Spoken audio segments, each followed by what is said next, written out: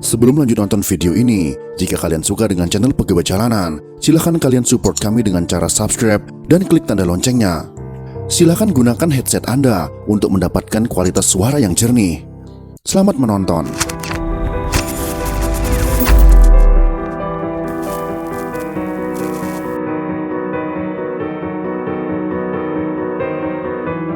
Entah benar ataupun tidak terdengar isu soal desakan warga Timor Leste ingin kembali bergabung dengan Republik Indonesia semakin mencuat.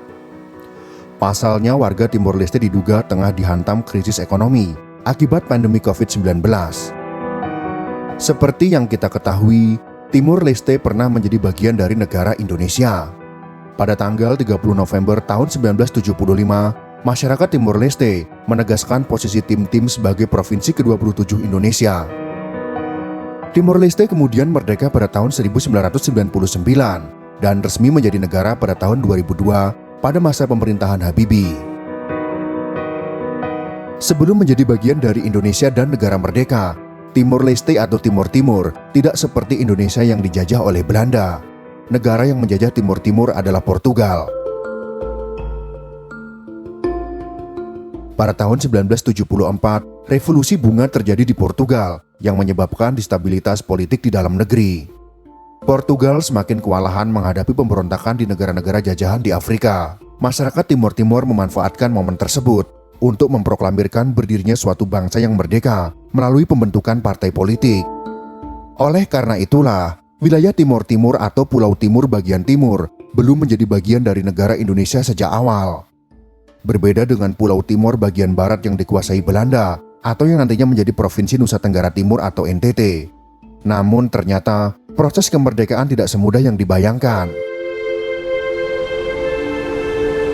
Ketegangan politik hingga fisik terjadi antara partai pro kemerdekaan dengan partai yang menginginkan Timur Timur menjadi bagian dari Indonesia. Di tengah pertumpahan darah, masyarakat Timur Timur pada tanggal 30 November tahun 1975 menggelar deklarasi Balibo yang menegaskan posisi Timur Timur sebagai provinsi ke-27 Indonesia. Pada tahun-tahun berikutnya, muncul konflik antara pendukung kemerdekaan Timor Leste dan pemerintah Indonesia serta pendukung integrasi Timur Timur. Sampai pada tahun 1991, terjadi apa yang disebut pembantaian Santa Cruz.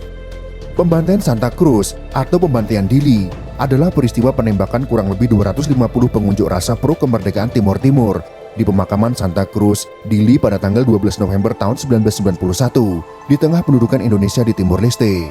Peristiwa ini diakui sebagai bagian dari genosida Timor Timur.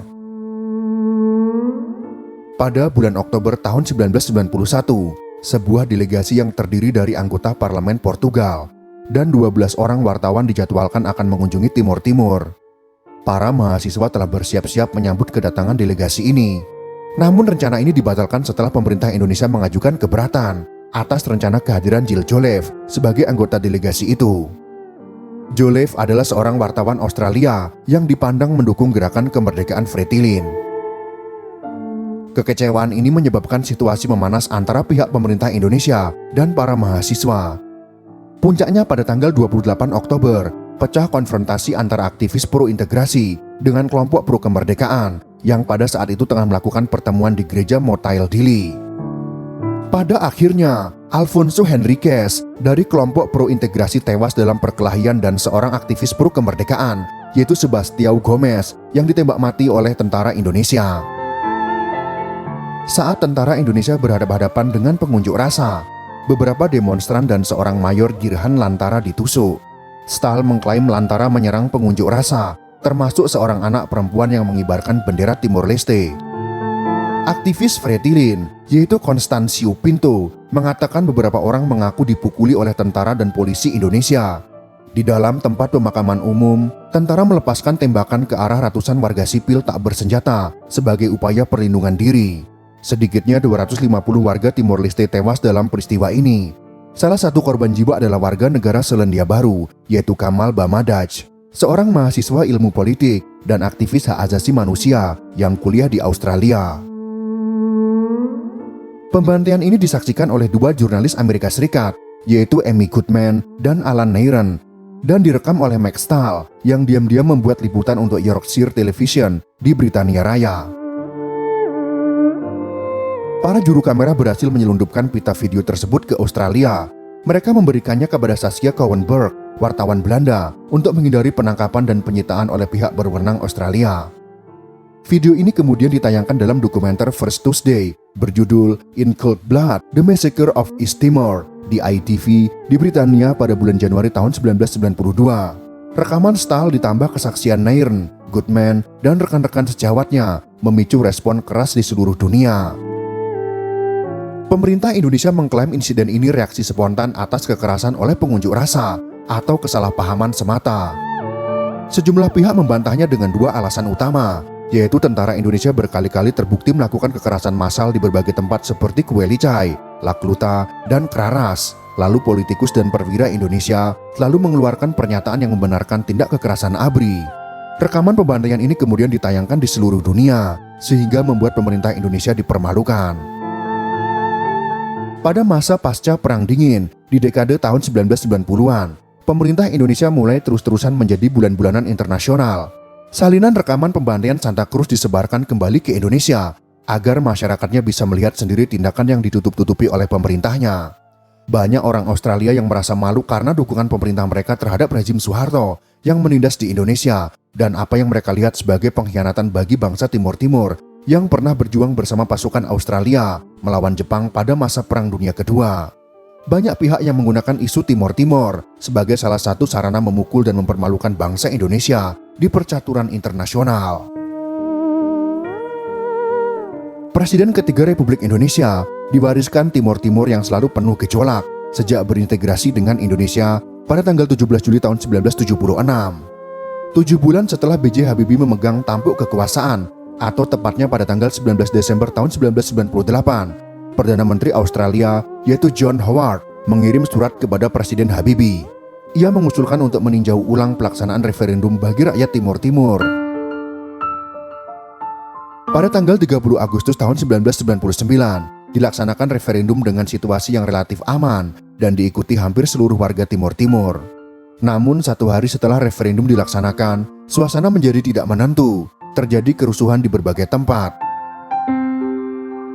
Sekjen PBB akhirnya menyampaikan hasil referendum kepada Dewan Keamanan PBB pada tanggal 3 September tahun 1999. Hasilnya yaitu 344.580 suara atau 78,5% menolak otonomi.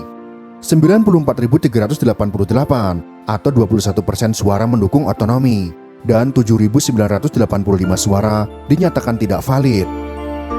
Hasil referendum tersebut kemudian diumumkan secara resmi di Dili pada tanggal 4 September tahun 1999. Akhirnya masyarakat Timor Timur memilih untuk memisahkan diri dari Republik Indonesia. Menurut Kofi Annan, hasil itu menunjukkan bahwa penduduk Timor Timur menginginkan kemerdekaan. Pada saat yang bersamaan, pengumuman itu juga dibacakan Ketua UNAMED Ian Martin di Dili yang dialih bahasakan ke dalam bahasa Indonesia, Portugal, dan Tetum. Dalam pidatonya, Annan meminta semua pihak menghentikan segala tindak kekerasan yang selama 24 tahun mengakibatkan penderitaan di Timor Timur. Meski secara keseluruhan suasana di Timor Timur mencekam, di beberapa tempat, sebagian kecil penduduk sempat melontarkan kegembiraannya dengan berlarian ke jalan dan bersorak-sorai. Mereka saling berpelukan dan bertangisan, meski saat itu artinya Timor Timur lepas dari Indonesia. Namun mereka masih melalui proses yang panjang hingga diakui dunia dan mengubah namanya menjadi Timor Leste. Presiden Habibie yang tidak mempertahankan Timor Timur mengutarakan alasan dan fakta yang sangat cerdas mengapa melepaskan Timor Timur dari Indonesia. Alasan pertama, Timor Timur dengan populasi sekitar 700.000 rakyat telah menarik minat dunia.